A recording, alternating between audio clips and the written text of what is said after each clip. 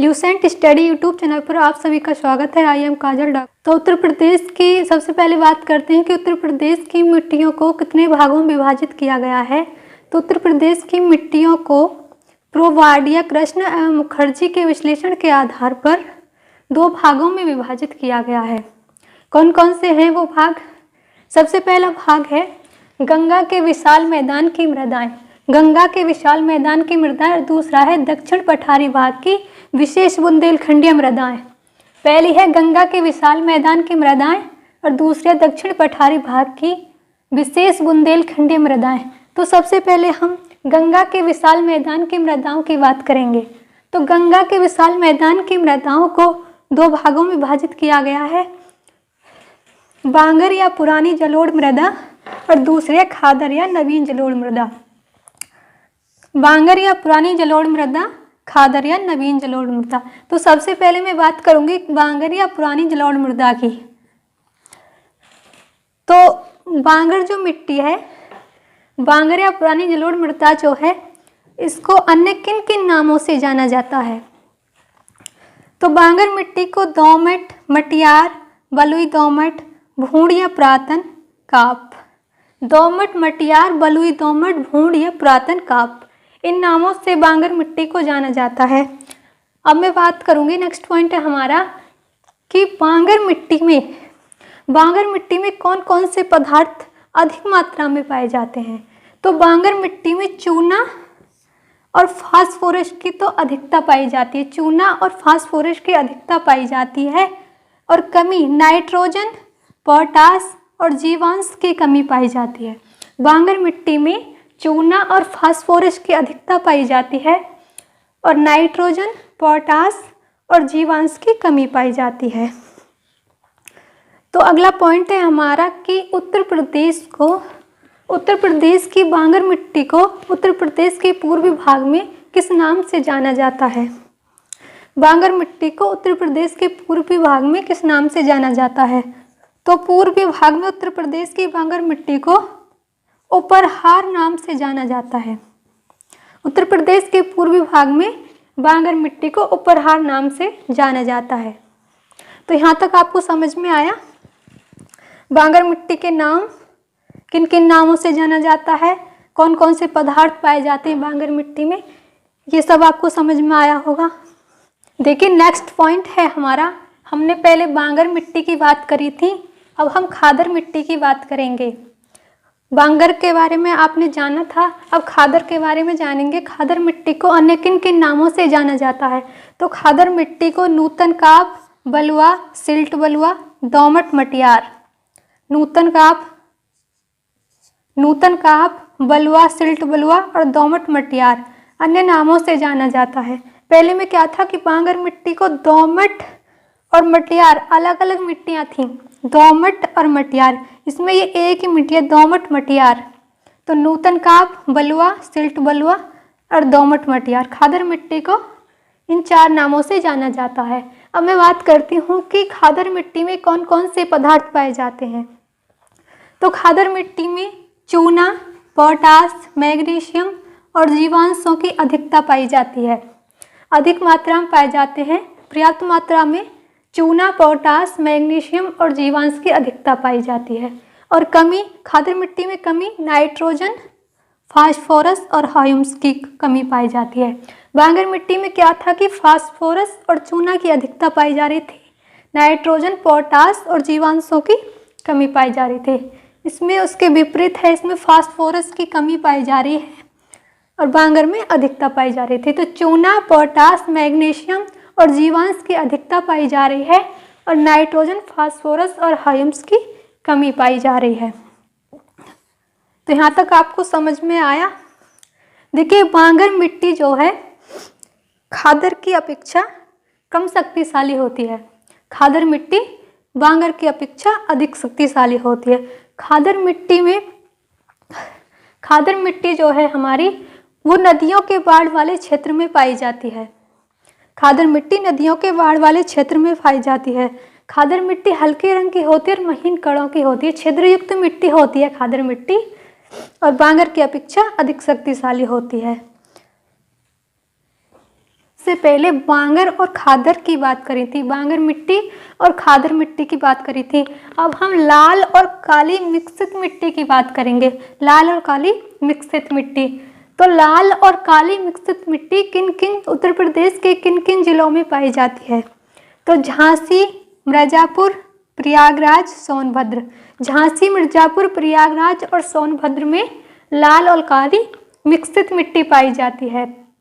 देखिए इन 4 जिलों के झांसी, मिर्जापुर, प्रयागराज और सोनभद्र के जो ऊपरी हिस्सा है उस हिस्से में लाल मिट्टी पाई जाती है।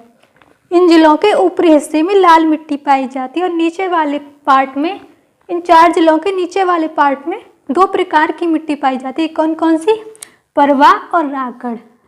परवा और राकड़ नाम की मिट्टी पाई जाती है इनके नीचे वाले भाग में। परवा मिट्टी जो होती है वो हल्की रेतीली मिट्टी होती है। परवा मिट्टी जो होती है वो हल्की रेतीली होती है और राकड़ मिट्टी क्षारीय युक्त होती है।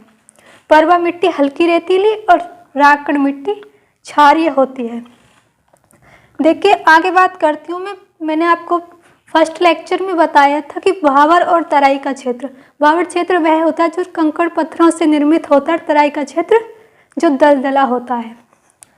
तो तराई क्षेत्र में कौन कौन सी फसलें अच्छी पैदावार दे रही हैं? तो तराई क्षेत्र में पहले तो अच्छी फसल नहीं हो पाती थी, लेकिन अब तराई क्षेत्र में गन्ना और धान की फसल रिकॉर्ड तोड़ रही हैं। गन्ना और धान, तराई क्षेत्र में अब गन्ना और धान की फसलें जो हैं वो रिकॉर्ड तोड़ रही हैं। यहाँ तक आपको सही अच्छा समझ में आया होगा। नेक्स्ट पॉइंट देखिए, नेक्स्ट पॉइंट है हमारा जलोढ़ और बलुई दोमट मिट्टी। जलोढ़ और बलुई दोमट ये कौन सी मिट्टी है? बांगर मिट्टी। अब से पहले हमने बताया था कि बांगर मिट्टी में ये बलुई दोमट मिट्टी आती है, तो ये कौन सी मिट्टी है? बांगर मिट्टी। तो जलोढ़ और बलुई दोमट को भी अन्य किन नामों से जाना जाता है? जलोढ़ और बलुई दोमट को भी अन्य किन नामों से जाना जाता है? तो सिकटा, करियाल और धनका। सिकटा, करियाल और धनका, इन 3 नामों से बलुई दोमट और जलोढ़ मिट्टी को जाना जाता है। देखिए जलोढ़ और बलुई दोमट के जो 10-12 फीट ऊंचे टीले होते हैं, जलोढ़ और बलुई दोमट मिट्टी के जो 10-12 फीट ऊंचे टीले होते हैं उनको क्या कहते हैं हम? उनको भूड़ कहते हैं। बलुई दोमट के जो 10-12 फीट ऊंचे टीले होते हैं उनको भूड़ कहते हैं। भूड़ नाम से जाना जाता है उन टीलों को। देखिए नेक्स्ट पॉइंट है हमारा दक्षिण पठारी भाग की विशेष बुंदेलखंडी मृदाएं। अब से पहले जो बात करी थी हमने वो करी थी गंगा के विशाल मैदान की मृदाएं। गंगा के विशाल मैदान की मृदाओं के बारे में बात करी थी हमने। अब दूसरा है हमारा दक्षिण पठारी भाग की विशेष बुंदेलखंडी मृदाएं। तो बुंदेलखंडी मृदाओं को किन किन नामों से जाना जाता है? बुंदेलखंड में कौन कौन सी मिट्टियाँ पाई जाती हैं? तो भाट, मांड, माट, राकड़, पड़वा। पड़वा या परवा? भाट, मांड, राकड़, पड़वा या परवा। तो भाट मिट्टी जो होती है वो कैसी मिट्टी होती है? तो ये जो भाट मिट्टी है बुंदेलखंडी क्षेत्रों में जो पाई जाती है भाट मिट्टी, ये विंध्याचल पर्वत क्षेत्रों में पाई जाती है। मतलब उत्तर प्रदेश के पश्चिमी और दक्षिणी भाग में पाई जाती है भाट मिट्टी। दूसरी है मांड मिट्टी। तो मांड मिट्टी जो काली मिट्टी के समान चिकनी होती है। मांड मिट्टी काली मिट्टी के समान चिकनी होती है। तीसरी मांड मिट्टी है माठ। पहली मांड थी, तीसरी है माठ मिट्टी। माठ मिट्टी पूर्वी क्षेत्रों में पाई जाती है। उत्तर प्रदेश के पूर्वी क्षेत्रों में पाई जाती है माठ मिट्टी और इसमें चूना की मात्रा अधिक पाई जाती है। माठ मिट्टी उत्तर प्रदेश के पूर्वी क्षेत्रों में पाई जाती है और इसमें चूना की मात्रा अधिक पाई जाती है। फिर है राकड़ मिट्टी। तो राकड़ मिट्टी उत्तर प्रदेश के जालौन और हमीरपुर जिलों में पाई जाती है। राकड़ मिट्टी उत्तर प्रदेश के जालौन और हमीरपुर जिलों में पाई जाती है। जालौन और हमीरपुर और यमुना के ऊपरी भाग में पाई जाती है। यमुना के ऊपरी भाग में। तीसरी है पड़वा या परवा। पड़वा या परवा। तो ये पड़वा और परवा मिट्टी जो है दक्षिण पठारी के ढलानों में पाई जाती है, पर्वतीय क्षेत्रों में या दक्षिण पठारी ढलानों भागों में पाई जाती है। ये हमारी बुंदेलखंडीय मृदा है। तो अब से पहले जो बात करी थी हमने वो काली और लाल मिश्रित मिट्टी की बात करी थी, काली और लाल मिश्रित मिट्टी की बात करी थी। तो अब हम काली मिट्टी की बात करेंगे, सिर्फ काली मिट्टी। तो काली मिट्टी किन किन जिलों में पाई जाती है? पहले जो बात करी थी हमने लाल और काली मिश्रित मिट्टी की बात करी थी, अब काली मिट्टी की बात करेंगे। तो काली मिट्टी किन किन जिलों में पाई जाती है? तो काली मिट्टी झांसी, जालौन, हमीरपुर और ललितपुर, ये हमारे बुंदेलखंडीय जिले हैं। पहले लेक्चर में मैं बता चुकी हूँ, ये हमारे बुंदेलखंडीय जिले हैं, झांसी, जालौन, हमीरपुर और ललितपुर। झांसी, जालौन, हमीरपुर और ललितपुर, इन जिलों में काली मिट्टी पाई जाती है। अब बात करती हूँ यहाँ पे